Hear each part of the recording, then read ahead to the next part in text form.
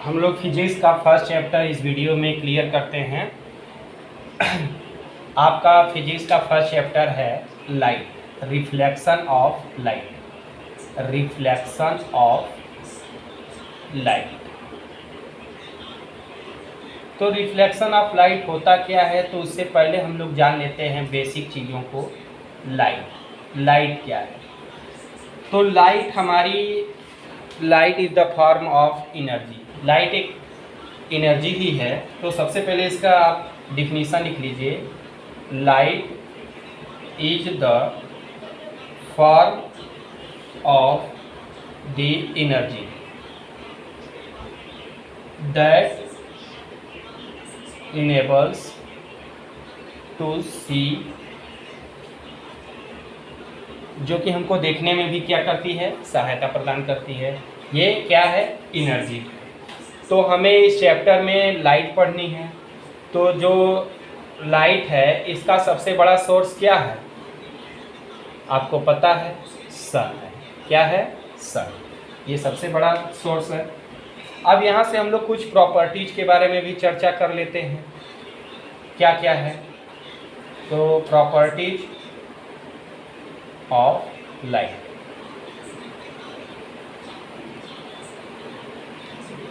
तो पहली प्रॉपर्टीज ये है कि आपकी ये जो लाइट है वह स्ट्रेट लाइन में ट्रेवल करती है। मीन्स इस तरीके से ट्रेवल करती है, बिल्कुल स्ट्रेट लाइन में। तो पहला आप लिख लो, लाइट टेंड्स टू ट्रेवल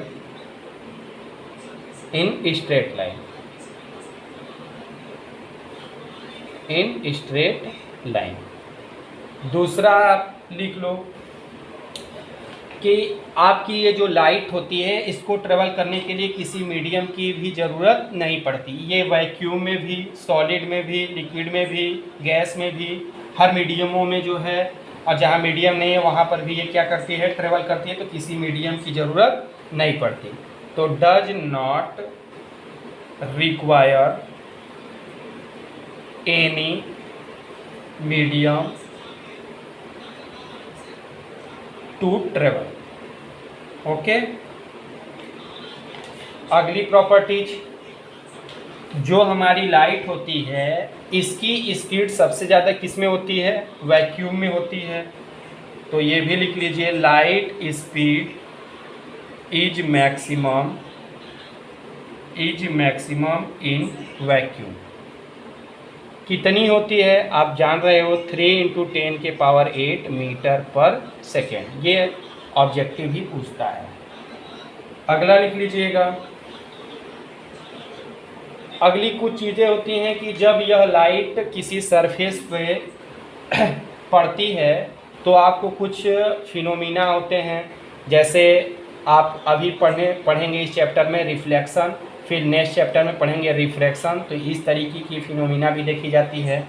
तो ये भी लिख लीजिए, when light fall on a surface following में हैपन। क्या क्या हो सकता है? तो रिफ्लेक्शन हो सकता है और रिफ्रैक्शन भी हो सकता है। यही आपको दो चीज़ें क्लास 10th में पढ़नी है। तो इसे नोट कर लीजिए। ये बेसिक चीज़ है। लाइट क्या है? लाइट है फॉर्म ऑफ एनर्जी। कुछ इसकी प्रॉपर्टीज़ हैं। यह स्ट्रेट लाइन में ट्रेवल करती है। इसे किसी मीडियम की ज़रूरत नहीं पड़ती है ट्रेवल करने के लिए। लाइट की स्पीड सबसे ज़्यादा मैक्सिमम होती है वैक्यूम में। और जब यह किसी सरफेस पे पड़ती है तो दो फिनोमिना हैपन होते हैं। कौन कौन? रिफ्लेक्शन और रिफ्रैक्शन। तो अगला टॉपिक डाल लीजिए, रिफ्लेक्शन ऑफ लाइट।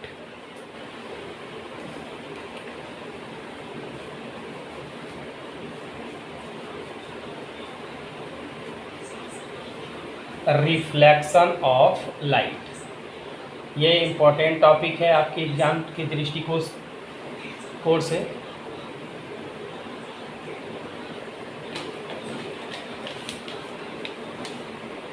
पहले फिगर बना लीजिएगा। ये देखिए, ये आपका पॉलिश्ड सरफेस है। जिसको हम लोग रिफ्लेक्टेड सरफेस भी बोलते हैं। क्या बोलते हैं? Reflected surface.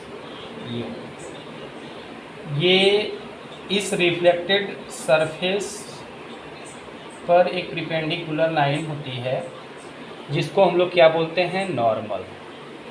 क्या बोलते हैं? नॉर्मल।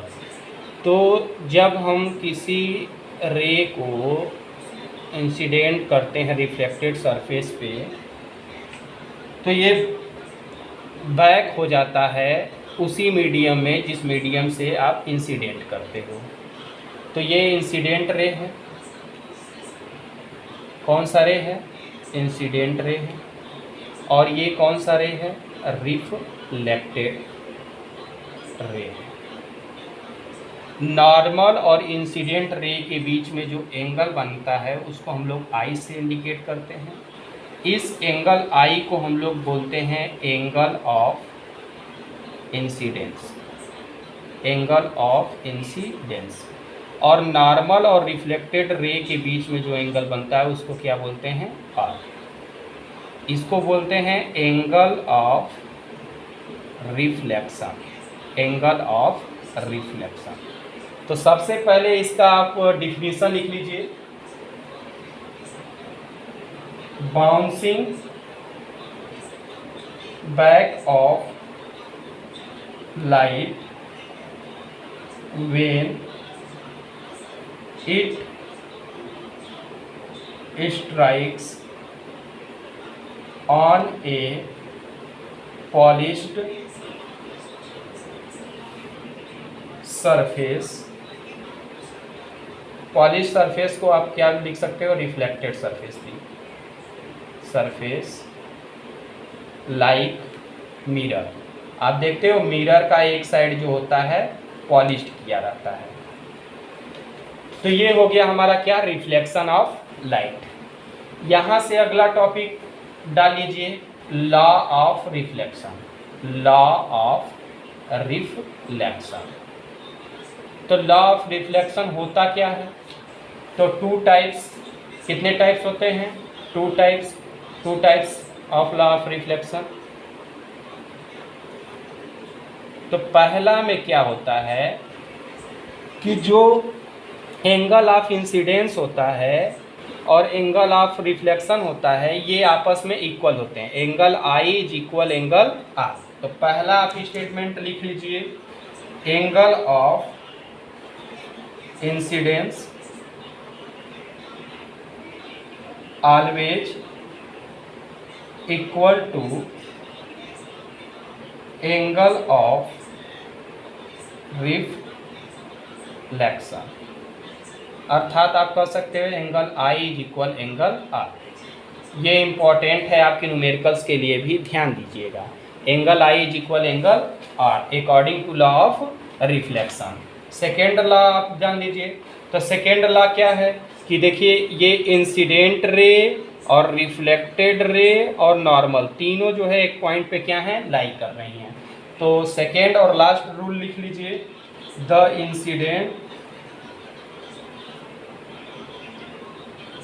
रे, reflected ray and normal at the point of incidence all lie in the same plane। lie on the same plane। तो ये आपके हो गए लॉ ऑफ रिफ्लेक्शन। तो हम लोग इस स्टेटमेंट पर जो है हम लोग दो एग्जाम्पल भी देख लेते हैं और ये रिफ्लेक्शन ऑफ लाइट क्या हो जाएगा? समाप्त हो जाएगा। आइए दो एग्जाम्पल को देखते हैं।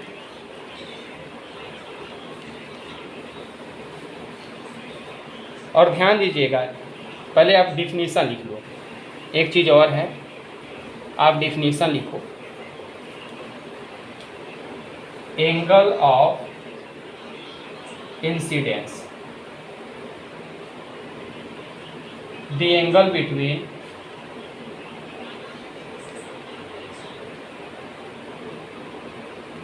normal and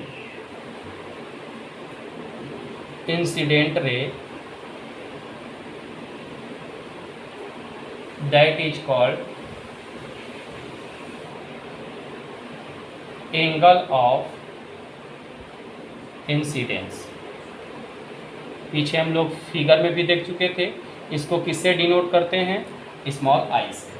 अब लास्ट वाला लिख लीजिए angle of reflection, angle of reflection.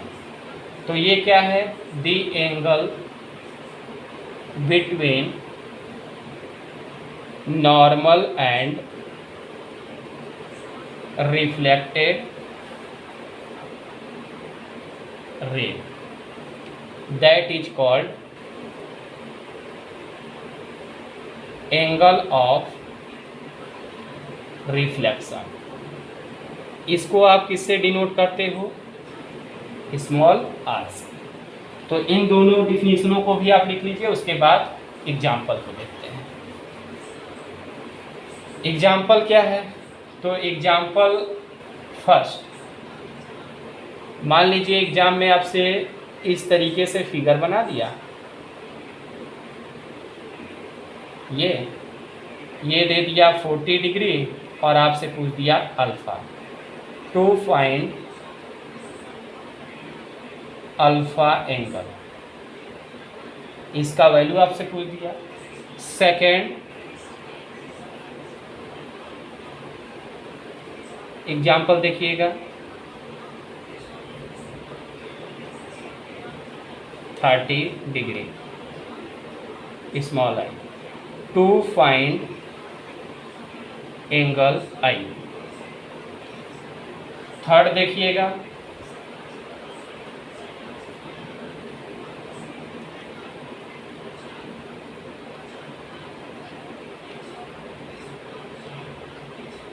Fifty degree angle I and angle R, to find